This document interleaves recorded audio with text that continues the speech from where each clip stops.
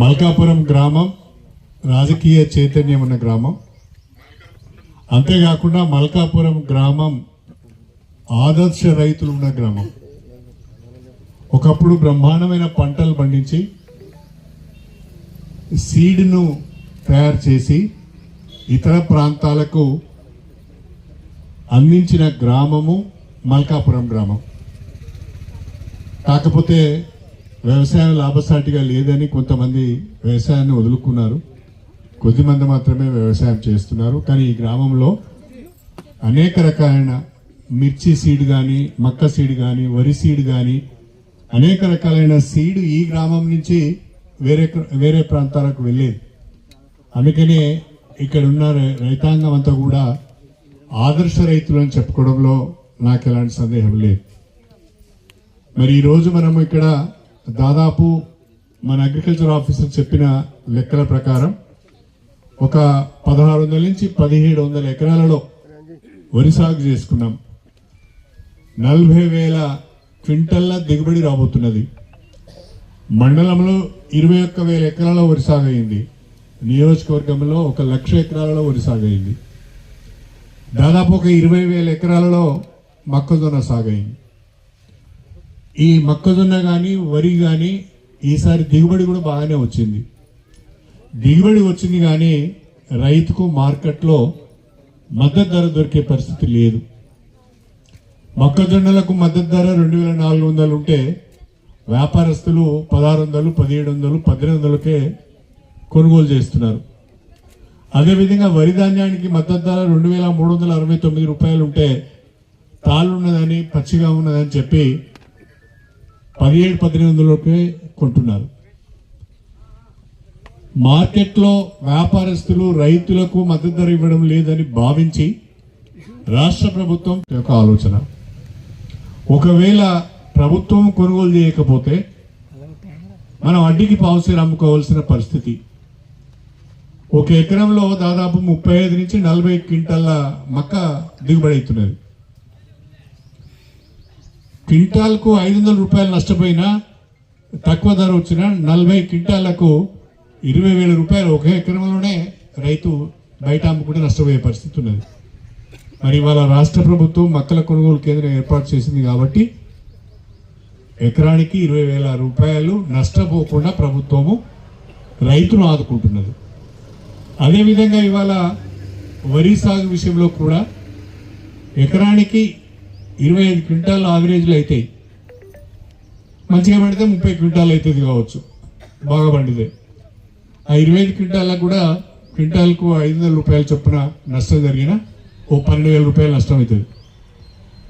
ఆ రకంగా రైతు ఆగం కావద్దు, పండించిన పంటకు మద్దతు ధర ఇవ్వాలనే ఉద్దేశంతో ఇవాళ తెలంగాణ రాష్ట్రంలో మాత్రమే కొనుగోలు కేంద్రాలు ఏర్పాటు చేసి రైతులు పండించిన పంటను ప్రభుత్వము కొనుగోలు చేస్తున్నది. నేను ఇంతకుముందు కూడా నిన్న కూడా చెప్పాను, మొన్న కూడా చెప్పాను. ఈ కొనుగోలు కేంద్రాలు ఏర్పాటు చేసి ప్రభుత్వం ధాన్యం కొనుగోలు చేసి తిరిగి అమ్మే క్రమంలో, వ్యాపారస్తులకు అమ్మే క్రమంలో వాళ్ళ మద్దతు ధర కొట్టలేరు. 2,400 రూపాయలకు మక్కలు ప్రభుత్వం కొంటే వ్యాపారస్తులకు అమ్మితే వాడు 1,900, 2,000 కంటే ఎక్కువ ధర పెడతలేడు. అట్లా క్వింటాల్కు 400 రూపాయల చొప్పున ప్రభుత్వానికి నష్టం వస్తున్నది. వరి ధాన్యాన్ని కూడా 2,369 రూపాయలకు వ్యాపారస్తులు కొట్టలేరు తిరిగి అమ్మితే. అక్కడ కూడా 400 రూపాయలు, 4 నుంచి 500 రూపాయల క్వింటాల్కి ప్రభుత్వానికి నష్టం వస్తున్నది. ఆ రకంగా మొత్తము ఒక పంట సీజన్లో ఇటు వరి ధాన్యం పైన అటు మక్కల పైన 5,000 కోట్ల రూపాయలు ప్రభుత్వానికి అదనంగా భారం పడుతున్నది. అయినా రైతులను ఆదుకోవాలి, రైతులను నష్టపోవద్దనే ఉద్దేశంతో కొనుగోలు కేంద్రాలు ఏర్పాటు చేసి ప్రభుత్వం ఈ ధాన్యాన్ని కొంటున్నది. ఉత్తరాది రాష్ట్రాలలో ఎక్కడ కూడా ధాన్యం కొనుగోలు కేంద్రాలు లేవు. ఓ పెద్ద పెద్ద మాటలు చెప్తారు బీజేపీ వాళ్ళు. నేనుంటే పోనిద్దురా సీతారామన్ అన్నట్టుగా మాట్లాడతారు. కూట్ల రాయి లేనివాడు ఏట రాయి తీసినట్టుగా మాట్లాడతాడు. ఉత్తరాది రాష్ట్రాలలో ఎక్కడ కూడా ధాన్యం కొనుగోలు కేంద్రాలు లేవు. ఇవాళ మన దగ్గరనే ధాన్యం కొనుగోలు కేంద్రాలు ఉన్నాయి. రైతుకు అండగా మనం ఉంటున్నాం. అంతేకాకుండా రైతు సంక్షేమం కొరకు గత 2 సంవత్సరాలుగా రాష్ట్రంలో ఉన్న కాంగ్రెస్ ప్రభుత్వం, ప్రత్యేకించి మన ప్రియతమ ముఖ్యమంత్రి రేవంత్ రెడ్డి గారు రైతుకు తోడుగా ఉండాలి, వ్యవసాయానికి అండగా ఉండాలనే ఉద్దేశంతో అనేక కార్యక్రమాలు చేపడుతున్న విషయం మీకు తెలిసిందే. ఇంతకుముందే అగ్రికల్చర్ ఆఫీసర్ గారు చెప్పారు, మల్కాపురం గ్రామంలో ఎంతమందికి పంట రుణాలు మాఫీ అయినాయి, ఎంతమందికి రైతు భరోసా వచ్చింది, ఎంతమందికి సన్నాలు అమ్మితే బోనస్ వచ్చింది, ఎంతమందికి రైతు బీమా వచ్చింది, అదేవిధంగా ఇప్పుడు ధాన్యం కొనుగోలు కేంద్రాల ద్వారా ఎంతమందికి లాభం జరుగుతున్నది. ఇవన్నీ కూడా వ్యవసాయాన్ని నిలబెట్టాలండి. ఇన్ని చేసినా కూడా రైతుకు వ్యవసాయం లాభసాటిగా ఉంటలేదు. ఇన్ని చేసినా కూడా కారణం ఏంటి అంటే మార్కెట్లో మద్దతు ధర పెంచకపోవడమే కారణం. రైతాంగం మీద కేంద్ర ప్రభుత్వానికి కానీ భారతీయ జనతా పార్టీ కానీ ఏమాత్రము ప్రేమ ఉన్నా స్వామినాథన్ కమిషన్ రిపోర్ట్ను అమలు చేయాలని చెప్పి నేను డిమాండ్ చేస్తున్నాను. రైతు పండించిన పంటలకు ప్రస్తుత ఖర్చులను దృష్టిలో పెట్టుకుని మద్దతు ధర పెంచాలని చెప్పి కూడా నేను డిమాండ్ చేస్తున్నాను. ఇది మాత్రం చేయరు. ఇలా లేస్తే కులాలు, మతాలు, గుడులు, దేవుళ్ళతోని రాజకీయ పదం గడుపుకుంటున్నది తప్ప పేదవాళ్ళ గురించి, రైతు గురించి, మహిళ గురించి ఆలోచించిన పాపన పోలేదు అని చెప్పి నేను ఈ సందర్భంగా తెలియజేసుకుంటున్నాను. అంతేకాకుండా తెలంగాణ పైన కేంద్ర ప్రభుత్వానికి కానీ, నరేంద్ర మోడీ గారు కానీ, బీజేపీ కానీ ఎంత కోపం అంటే తెలంగాణ ఏర్పాటునే అడుగడుగున అవమానిస్తున్నది భారతీయ జనతా పార్టీ. ప్రధానమంత్రి గారు అంటారు, తెలంగాణ ఏర్పాటు తల్లి ప్రసవించింది, బిడ్డ మాత్రం బతికింది, తల్లి చనిపోయింది అంటాడు. దుర్మార్గమైన మాట. ఇంకొకడు అంటాడు, తెలంగాణ ఏర్పడిన దినమే ఒక బ్లాక్ డే అంటాడు. ఇంకోడు నిన్న తేజస్వి సూర్య అని ఒక బీజేపీ ఎంపీ నిన్నగాక మొన్న పార్లమెంట్లో భారతదేశాన్ని, పాకిస్తాన్ను విడగొట్టినట్టుగా ఆంధ్ర తెలంగాణను విడగొట్టిననే దుర్మార్గమైన మాట మాట్లాడతాడు. తెలివిలేని మాటలు మాట్లాడతాడు. ఎంత దౌర్భాగ్యం అంటే భారతీయ జనతా పార్టీది. అడుగడుగున తెలంగాణ ఏర్పాటు పైన విషయం కక్కుతున్నారు. ఈ 12 సంవత్సరాల కాలంలో కేంద్రంలో ఉన్న భారతీయ జనతా పార్టీ ప్రభుత్వము తెలంగాణకు ఒక్కటంటే ఒక్క ప్రాజెక్ట్ ఇవ్వలేదు. 1,000 కోట్ల రూపాయల సహాయం చేయలేదు. తెలంగాణకు ఒక విశ్వవిద్యాలయాన్ని ఇవ్వలేదు. అడుగడుగున తెలంగాణ ఏర్పాటును అవమానపరుస్తూ, కించపరుస్తూ, తెలంగాణ ప్రజల సమైక్య పోరాటాలను అవమానపరుస్తూ మాట్లాడుతున్న తీరు నిజంగా కూడా బాధ అనిపిస్తున్నది. ఇక ఆయన ఉన్నాడు మంత్రి కిషన్ రెడ్డి, ఇంకో ఆయన ఉన్నాడు బండి సంజయ్. కాస్తంతా కూడా సిగ్గు లేదు, తెలంగాణ సోయి లేదు. వాళ్ళంత దారుణంగా మాట్లాడితే ఇది తప్పు అని చెప్పే పరిస్థితి లేదు. దీన్ని ప్రజలు గమనించాలని చెప్పి నేను కోరుతున్నాను. భారతీయ జనతా పార్టీ యొక్క నిజస్వరూపం తెలంగాణకు వ్యతిరేకమైన విధానం, తెలంగాణ అభివృద్ధిని అడ్డుకునే విధానం, తెలంగాణ అభివృద్ధికి ఏమాత్రము తోడ్పాటు అందించకపోవడమే భారతీయ జనతా పార్టీ విధానంగా మీరందరూ దయచేసి గమనించాలని చెప్పి నేను కోరుతున్నాను. అదేవిధంగా నిన్నగాక మొన్న మహిళా రిజర్వేషన్ బిల్లు పెట్టారు. ఎట్లాగైతే గ్రామ పంచాయతీ ఎన్నికలలో, స్థానిక సంస్థల ఎన్నికలలో మహిళలకు కూడా రిజర్వేషన్లు కల్పించాము, అదేవిధంగా ఇక్కడ 50% కల్పించాము. చట్టసభలలో 33% రిజర్వేషన్ కల్పించాలని చెప్పి ఒక చట్టసభలో బిల్లు తీసుకొచ్చింది. దానికి చాలా తెలివిగా నియోజకవర్గాల పునర్విభజనను కూడా దానికి కలిపి, అదేవిధంగా కేంద్ర పాలిత ప్రాంతాలకు సంబంధించిన డీలిమిటేషన్ కూడా దానికి కలిపి 3 బిల్లులు కలిపి ఒక బిల్లుగా చేసి పార్లమెంట్లో ప్రవేశపెట్టే ప్రయత్నం చేస్తే, ఈ బిల్లు ద్వారా డీలిమిటేషన్ కనుక జరిగితే దక్షిణాది రాష్ట్రాలకు నష్టం జరుగుతుంది, మా సీట్లు తగ్గిపోతాయి, మేము కుటుంబ నియంత్రణను పాటించి జనాభాను తగ్గించుకున్నాము, అభివృద్ధి చెందుతున్నాము. కాబట్టి అభివృద్ధి చెందిన రాష్ట్రాలు, కుటుంబ నియంత్రణ పాటించిన రాష్ట్రాలు జనాభా ప్రాతిపదికపైన నష్టపోయే అవకాశం ఉన్నది. కాబట్టి మీరు 2011 జనాభా లెక్కల ప్రకారము చేస్తా అంటున్నారు. ఇది కూడా ఇబ్బంది అవుతుందని కూడా చెప్పడం జరిగింది. కానీ ఈనాడు అన్ని రాజకీయ పార్టీలు ఒక మాట చెప్పినాయి. నిండు పార్లమెంట్లో అన్ని రాజకీయ పార్టీలు ఒక మాట చెప్పినాయి. మీరు డీలిమిటేషన్ దీనితో కలపకుండా మహిళా బిల్లు మాత్రమే తీసుకురండి, 33% రిజర్వేషన్ కల్పించే విధంగా మీరు బిల్లును తీసుకువస్తే మేము ఏకగ్రీవంగా ఆమోదిస్తామని చెప్పడం జరిగింది. భారతీయ జనతా పార్టీకి మహిళా బిల్లు పాస్ కావాలని లేదు. మహిళా బిల్లు పేరుతోని డీలిమిటేషన్ ను పాస్ చేయించుకోవాలి, ఉత్తరాది రాష్ట్రాలలో సీట్లు పెంచుకోవాలి, భారతీయ జనతా పార్టీ బలాన్ని పెంచుకోవాలనే రాజకీయ కుట్ర మాత్రమే తప్ప మహిళా బిల్లు పాస్ కావాలి, వాళ్ళకి 33% రిజర్వేషన్ ఇవ్వాలనేది లేదు. నేను అడుగుతున్న నరేంద్ర మోడీ గారిని, భారతీయ జనతా పార్టీని, మహిళా బిల్లును ఎవరు అడ్డుకుంటున్నారు? మీరు మహిళా బిల్లును ఒక్కదాన్నే పార్లమెంట్లో ప్రవేశపెట్టండి, తప్పకుండా అన్ని రాజకీయ పార్టీలు ఏకగ్రీవంగా ఆ మహిళా బిల్లును సమర్థించే అవకాశం ఉన్నది, పాస్ చేసే అవకాశం ఉన్నది. భారతీయ జనతా పార్టీ అడుగడుగున ప్రతిదీ తన రాజకీయ ప్రయోజనాలు దృష్టిలో పెట్టుకుని చేస్తున్నదే తప్ప పేద ప్రజలకు కానీ, మహిళలకు కానీ, రైతులకు కానీ, వాళ్ళ సంక్షేమం కానీ పాటుపడే ప్రభుత్వం కాదు. దీన్ని మీరందరూ కూడా దయచేసి అర్థం చేసుకోవాల్సిందిగా కోరుతున్నాను. నేను ఎందుకు ఈ మాట మల్కాపూర్లో చెప్తున్నానంటే, మల్కాపూర్లో మీకు కొంత రాజకీయ చైతన్యం ఉన్నది, విషయాలను అర్థం చేసుకుంటారనే ఉద్దేశంతో నేను చెప్తున్నాను. అదేవిధంగా నేను ఎమ్మెల్యేగా మీ అందరి ఆశీర్వాదంతో ఎన్నికై 2 సంవత్సరాలు 4 మాసాలు అయింది. ఈ 2 సంవత్సరాల 4 మాసాలలో మన నియోజకవర్గంలో రేవంత్ రెడ్డి గారి సారథ్యంలో దాదాపు 1400 కోట్ల రూపాయల నిధులు తీసుకువచ్చి ఇవాళ గ్రామ గ్రామాన అభివృద్ధి కార్యక్రమాలు చేసుకుంటున్నాం. కొంతమంది మాట్లాడుతున్నారు తట్టడి మట్టి కూడా తీయలేదు అని. ఆ సన్నాసులకు ఏం చెప్పాలో నాకు అర్థం కావడం లేదు. మీరు ఇవాళ ఏ గ్రామానికైనా వెళ్ళండి, ఏ తండాకైనా వెళ్ళండి, ప్రతి గ్రామంలో, ప్రతి తండాలో ఇందిరమ్మ ఇళ్ల నిర్మాణం జరుగుతున్నది. ఆ గ్రామం యొక్క జనాభాను ఆధారంగా 5, 10, 15, 20, 30, 40, 50 ఇళ్ళు మనం ఇచ్చినాము. ఆ ఇళ్ల నిర్మాణం వేగంగా జరుగుతున్నది.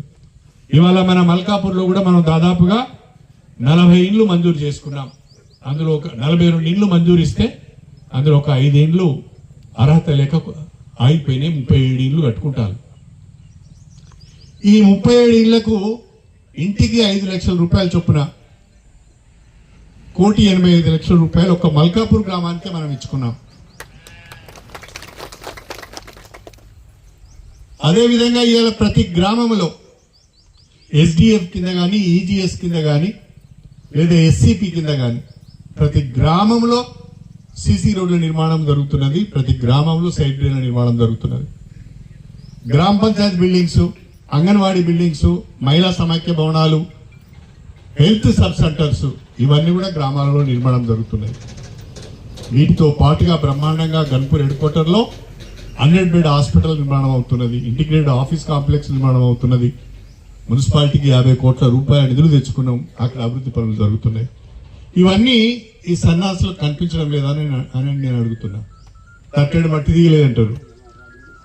ఇవన్నీ మనం చేస్తున్న పనులు కదా. ఇవాళ ఒక్క మల్కాపూర్లోనే 1,85,00,000 రూపాయలతో ఇందిరమ్మ ఇల్లు ఇచ్చుకున్నాం. దాదాపు 62 లక్షల రూపాయల విలువైన సిసి రోడ్లు వేసుకున్నాం. అవి నిర్మాణం పూర్తి చేసుకున్నాం. మా సోదరి లావాన్ని అడిగింది ఇప్పుడే సర్పంచ్ గారు, సార్ మాకు 1 కోటి రూపాయలు కావాలని. 60 అయిపోయిన చెల్లెమ్మా, ఇంకా 40 ఇస్తా. ఇంకా 40 లక్షల రూపాయలు తప్పకుండా మల్కాపూర్ గ్రామానికి ఇస్తా. ఈ గ్రామాన్ని తప్పకుండా అభివృద్ధి చేస్తా. నేను మీ అందరినీ కోరేది ఒకటే, ప్రతిదీ రాజకీయం చేయొద్దు. అభివృద్ధి జరుగుతున్నప్పుడు, పనిచేస్తున్నప్పుడు అభివృద్ధి చేసే వాళ్ళను, పనిచేసే వాళ్ళను ప్రోత్సహించాలి. రాజకీయంగా కావాలని ఏదో ఒకటి మాట్లాడితే అది మంచి పద్ధతి కాదు. అన్నిటికంటే మించి ఇవాళ గండి రామారం లిఫ్ట్ 1 పనులను నేను మొన్ననే అందరితో కలిసి సర్పంచ్లతో కలిసి సమీక్ష చేయడం జరిగింది.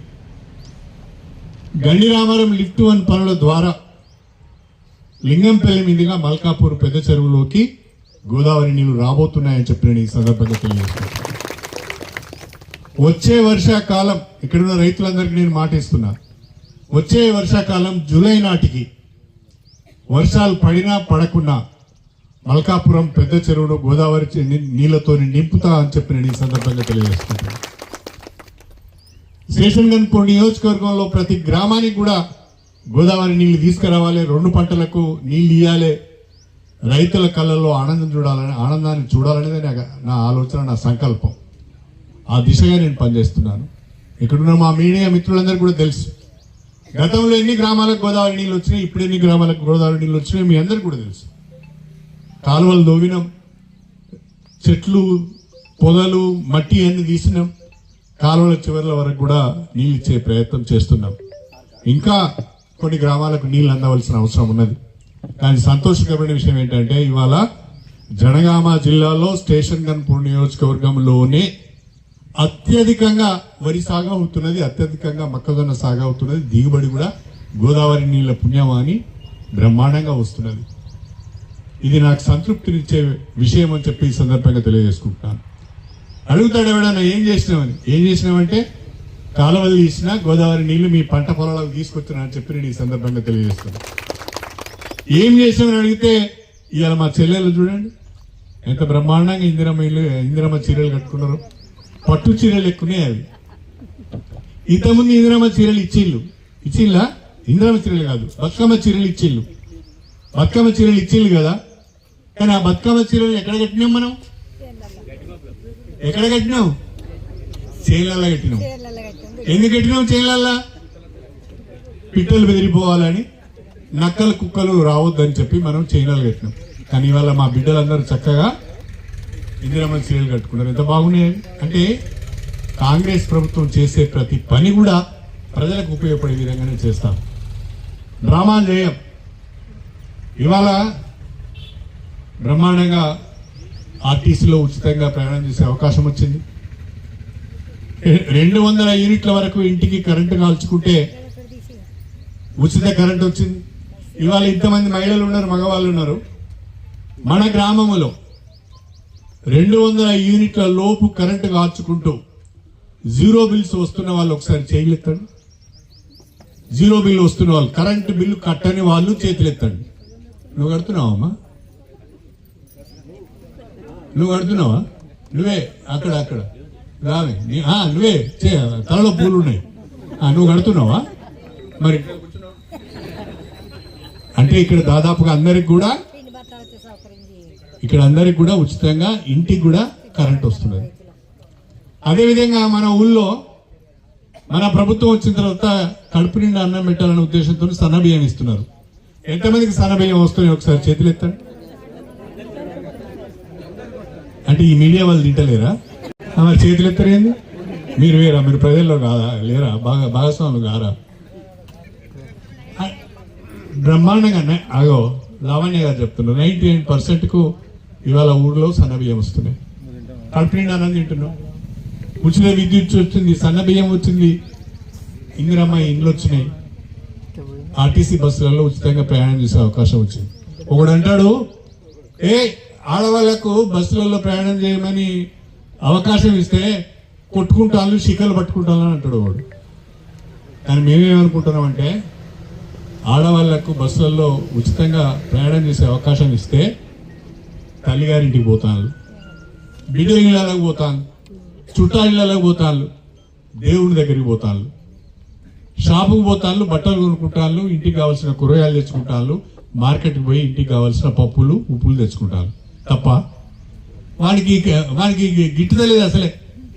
అరే వీళ్ళకి ఎందుకు ఉచిత బస్సు పెట్టి వీళ్ళందరూ కాంగ్రెస్ ఇందిరమ్మ చీరలు కట్టుకొని బస్సులు ఎక్కుతాను. ఈ చీరలు చూడగానే మనకి కళ్ళు మూతలు పడతాను. ఇందిరమ్మ చీరలు కట్టుకొని మీరు బస్సులు ఎక్కే వరకే మనకి కళ్ళు మూతలు పడతాను. గంత దారుణంగా ఉన్నారు కొంతమంది. ఇవాళ ఈ ప్రభుత్వం, ప్రత్యేకించి కాంగ్రెస్ ప్రభుత్వం మన ప్రియతమ ముఖ్యమంత్రి రేవంత్ రెడ్డి గారు పేద వర్గాల సంక్షేమం కొరకు, మహిళా సంక్షేమం కొరకు, రైతు సంక్షేమం కొరకు 8 లక్షల కోట్ల రూపాయల అప్పు నెత్తి మీద ఉన్నా కూడా ఒక సంక్షేమ పథకాన్ని కూడా ఆపకుండా ముందుకు తీసుకువెళ్తున్న ప్రభుత్వం ఈ ప్రభుత్వం. ఈ ప్రభుత్వాన్ని మీరు నిండు మనసుతో ఆశీర్వదించాలని చెప్పి నేను కోరుతున్నా. ప్రత్యేకించి మా ఐకేపీ సెంటర్ నడుపుతున్న చెల్లెమ్మలందరికీ నాదొక విజ్ఞప్తి. మీరు ఇక్కడ షెడ్ వేసుకున్నారు, బాగుంది. ఎండాకాలం నీళ్లు మాత్రం సమృద్ధిగా పెట్టండి. వచ్చిన వాళ్ళు రైతులు ఇట్లా తాగిపోయటానికి ఒక వాచ్మెన్ పెట్టుకోండి. అట్లే ఒక కరెంటు మన డిపిఎం గారు కరెంటు సప్లై కూడా ఒక 3-4 లైట్లు కూడా ఇక్కడ ఏర్పాటు చేయండి. డిపిఎం గారు, ఏపీఎం గారు మన సెంటర్లో ఏ రకమైన ఇబ్బంది కలగకుండా వెంటనే రేపటి నుంచే వేయింగ్ స్టార్ట్ చేసి వచ్చినట్టుగా లారీలలో వే చేసి పంపించండి. ఆలస్యం కావద్దు. 40,000 క్వింటాలలో 30,000 క్వింటాలు మన సెంటర్కి వచ్చినా మీకు 3 నుంచి 4 లక్షల రూపాయల కమిషన్ వస్తుంది. కష్టపడ్డలకు ఈ మీకు ఉపాధితో పాటు ఈ 40 రోజులు కష్టపడ్డందుకు మీకు ఒక్కొక్కరికి 40 నుంచి 50,000 రూపాయలు వస్తాయి. రోజుకు 1000 రూపాయలు ఖచ్చితంగా వస్తాయి. దయచేసి మంచిగా చేయవలసిందిగా కోరుకుంటూ ఈ అవకాశం ఇచ్చిన మా